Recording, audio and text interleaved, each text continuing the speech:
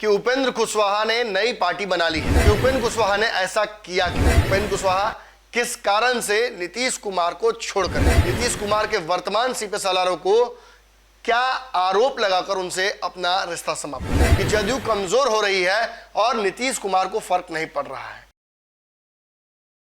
नमस्कार, भारत लाइव देख रहे हैं आप। ये बात तो आपको अच्छे से पता चल गई होगी कि उपेंद्र कुशवाहा ने नई पार्टी बना ली है।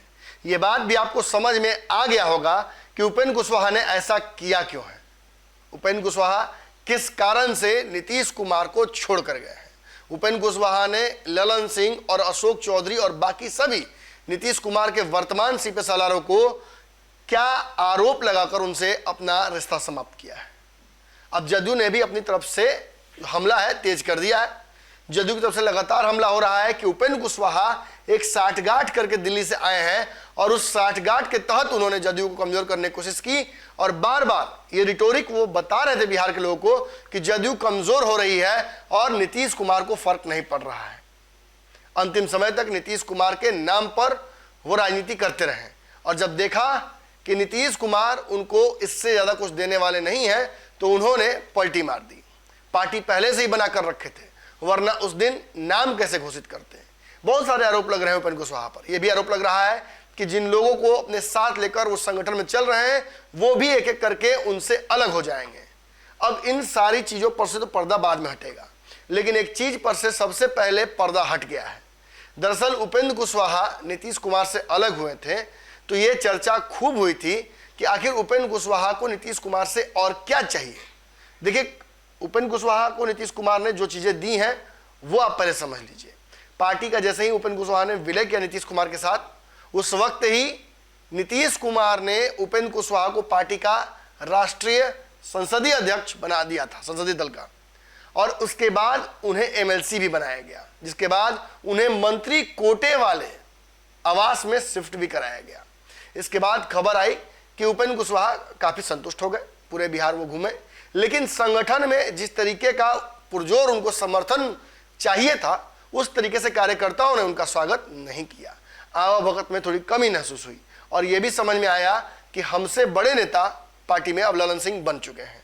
तब नाराजगी का दौर जो है वो हल्का हल्का शुरू हो गया।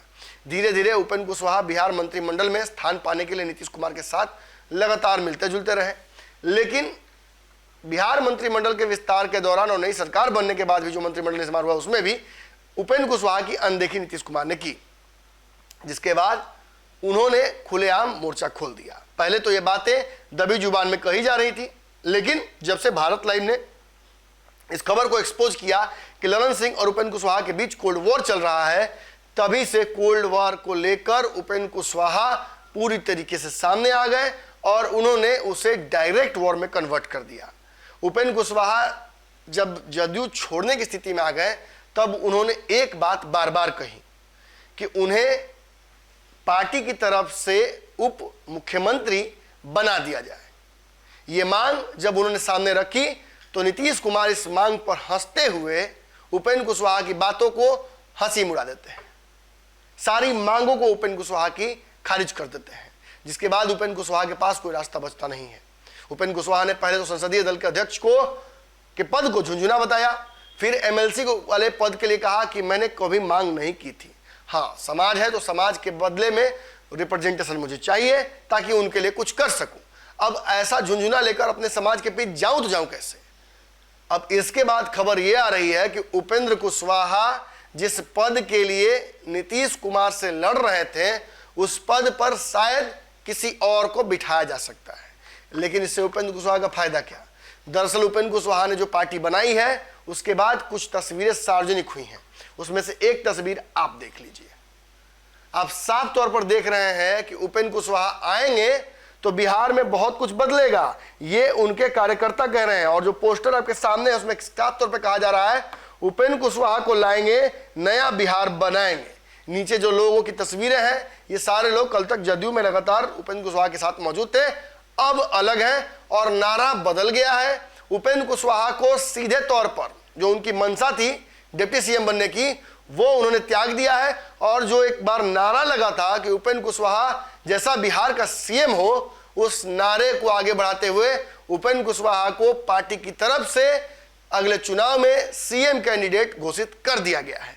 यानी भले ही अरबों रुपए का ताजमहल नहीं बनाया, लेकिन 5 रुपए का ताजमहल खरीदकर उपेंद्र कुशवाहा को दे दिया है पार्टी ने। और उन्हें जिस तरीके से पिछली बार तीसरे मोर्चे में सीएम कैंडिडेट घोषित किया गया था, उसी तरह से पार्टी की तरफ से उन्हें सीएम का उम्मीदवार बना दिया गया है।